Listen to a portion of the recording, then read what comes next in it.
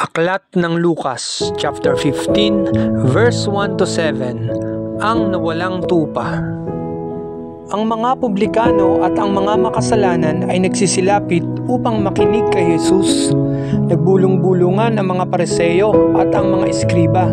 Ang sabi nila, ang taong ito ay nakikisalamuha sa mga makasalanan at nakikisalo sa kanila. Kaya't sinabi sa kanila ni Jesus ang talinghagang ito. Kung ang sino man sa inyo ay may 100 tupa at mawala ang isa, ano ang gagawin niya?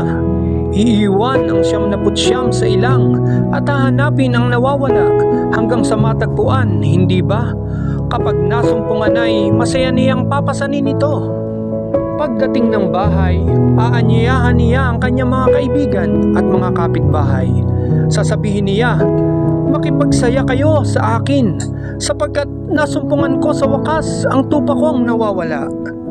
Sinasabi ko sa inyo, magkakaroon ng higit na kagalakan sa langit dahil sa isang makasalanang nagsisisit tumatalikod sa kanyang kasalanan kaysa 99 na matuwid na hindi nangangailangang magsisi.